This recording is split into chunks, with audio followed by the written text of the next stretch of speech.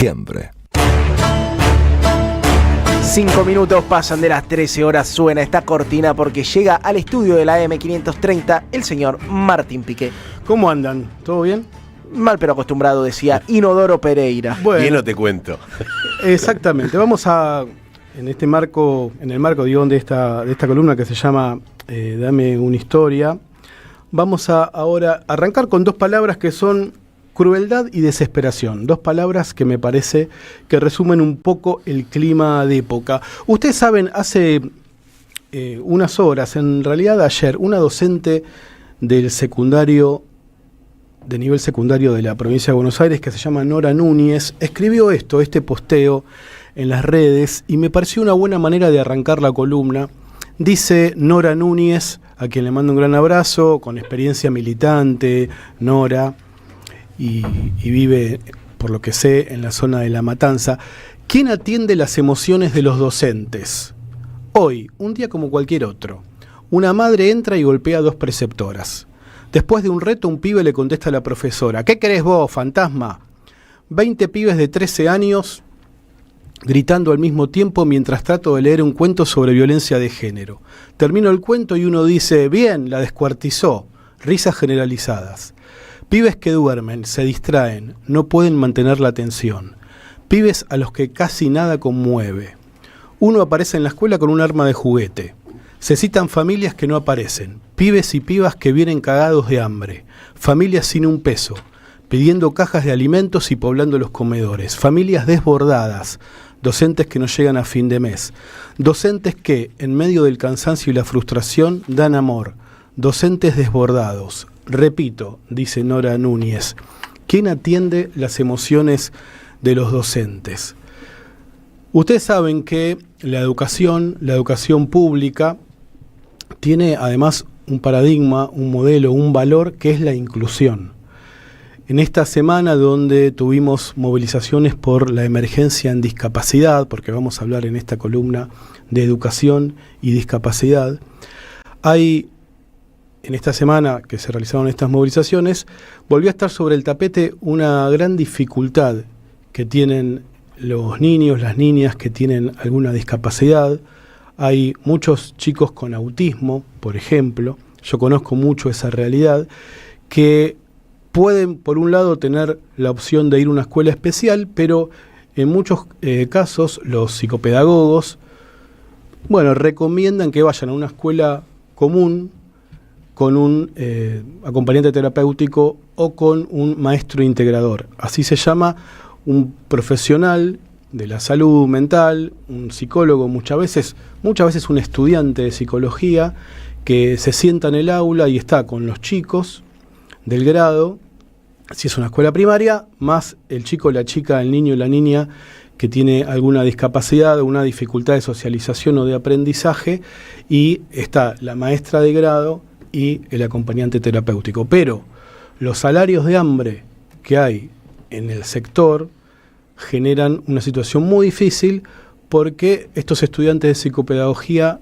generalmente, como es un trabajo muy precario, renuncian rápidamente, y el vínculo, imagínense que para un chico o una chica que tiene autismo y que muchas veces una de las dificultades es la socialización, generarse un círculo de amistades, además de las dificultades propias pedagógicas del aprendizaje, que te cambie en todo el ciclo lectivo 2 o 3 veces la persona que tu obra social a través de un centro terapéutico te envía como acompañante terapéutico para ese chico, para esa familia, es un impacto muy grande. Bueno, son los efectos de un ajuste, por eso yo decía en el arranque, de la crueldad, la política de la crueldad y también de la desesperación, porque el grito de auxilio, ahora que están planteando por allí que hay que volver a debatir lo que pasa en la escuela y sobre todo la escuela secundaria, que hay una enorme dificultad de aprendizaje, también,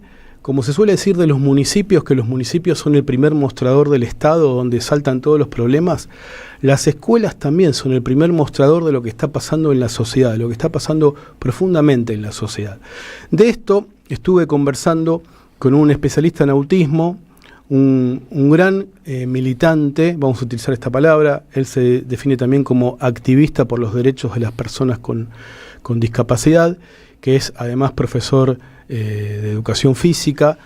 Forma parte de un colectivo de profesores de educación física muy formados que hacen aparte espacios de recreación en plazas, en parques, para que con una lógica de socialización y de hacer juegos para que chicos, por ejemplo, con autismo puedan conformar su primer grupo de amigos, algo que es importantísimo. Bueno, este especialista se llama Eduardo Sotelo.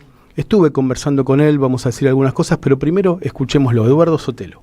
La educación hay que comprender que está regulada por cada provincia. No deja de ser una disputa política, ¿no?, entre las personas con discapacidad y sus familias por poder acceder a una educación de calidad en igualdad de condiciones que el resto, y un sistema educativo que en su momento no estaba preparado, que se legisló para que haya personas con discapacidad, que esas personas con discapacidad empezaron a aparecer, esos estudiantes en las escuelas, pero no se acompañó desde el sistema educativo esa transición de manera respetuosa, ¿no? Hoy los docentes están con ganas de poder tener herramientas y no se las brinda el sistema, ¿no? No hay formaciones serias que tengan perspectiva en discapacidad. Te cuento una historia que ayer me la contaba una mamá desesperada y me contó que un papá se había quedado sin trabajo, había perdido la obra social, un papá solo con su hijo con autismo, y que había decidido agarrar la moto y trabajar de Rappi para poder pagar las terapias de su hijo. Pero como era un papá solo, salía de delivery con el nene atrás. Papás y mamás de pibes con discapacidad que están haciendo lo posible para poder darle acceso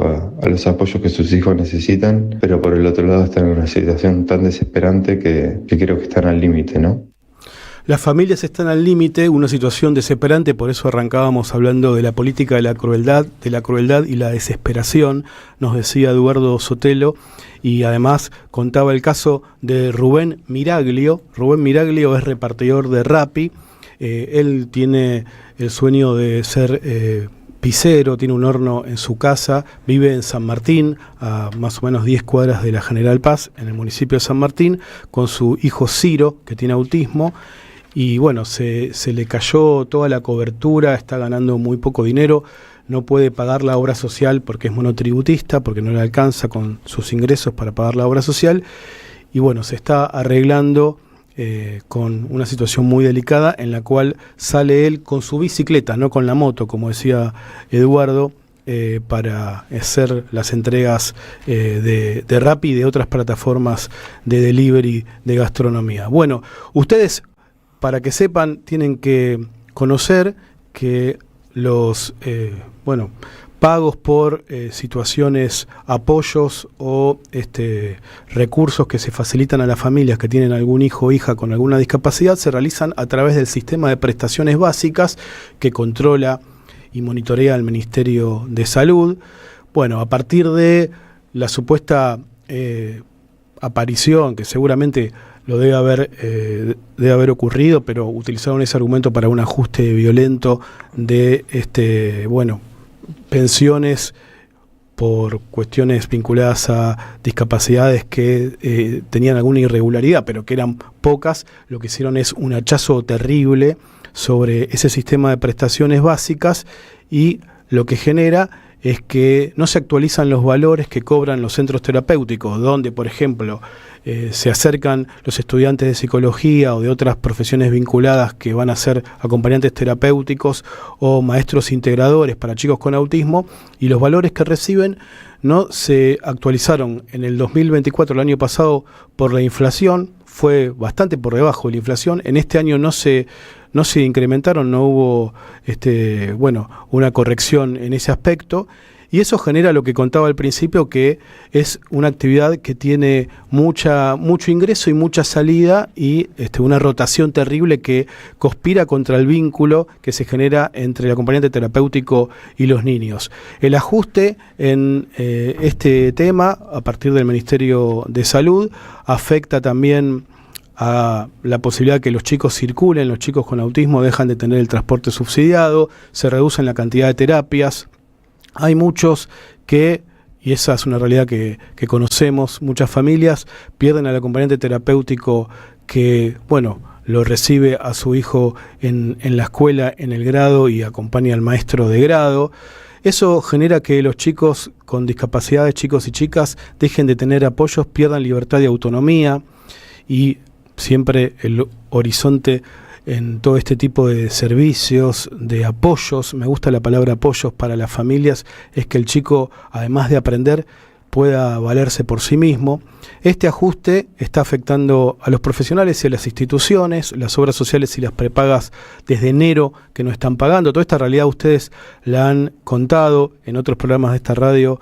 Sé que Natalia Salvo tiene una sensibilidad particular por estos temas, la abogada laboralista. Y bueno, finalmente los pagos de los acompañantes terapéuticos se hacen a través de nomenclaturas que no están reguladas por el sistema de prestaciones básicas. ¿Y saben cuánto les pagan la hora a un maestro integrador o a un acompañante terapéutico? Entre 1.200 a 2.000 pesos la hora. Es un ajuste que promueve sistemáticamente la crueldad, algo que no nos sorprende porque a principios de este año el propio Ministerio de Salud en su resolución 187, que quería supuestamente reglamentar y ordenar lo que pasaba con las pensiones que reciben algunas familias que tienen chicos con discapacidad, en esa resolución 187, en el anexo primero, habían establecido para clasificar a las personas con discapacidad que pueden ser idiotas, imbéciles o débiles mentales. Después reconocieron que fue un error, pero expresa esto que decíamos al inicio de volver cool, intentar volver cool el maltrato y la crueldad y regodearse en el dolor del otro. Ante esa situación que la conocemos del gobierno, lo que hay es muchas familias que están al límite, como decía Eduardo Sotelo, que están desesperadas. Y estas víctimas del ajuste lo que tienen que encontrar es empatía y el encuentro con otros y otras que también seguramente son víctimas en otros aspectos de las políticas de desmantelamiento del Estado y de reducción de derechos con el argumento del ordenamiento macroeconómico. Así que desde acá un gran abrazo de corazón y muy sentido para todos y todas aquellos que tienen que lidiar todos los días con los trámites tan complejos que hay que realizar con los centros terapéuticos, con las obras sociales, encontrarse, y esto siempre es con los docentes, ¿no? Encontrarse con lo que pasa en las escuelas cuando el acompañante terapéutico deja de ir y muchas veces el hijo o hija con autismo tiene que dejar de ir a la clase, a la escuela y pierde su derecho a la educación. Así que hay que estar muy atentos con este tema porque hay muchas familias sufriendo. Que ser un miserable deje de estar de moda. Martín Piqué en su columna de todos los viernes en la AM530.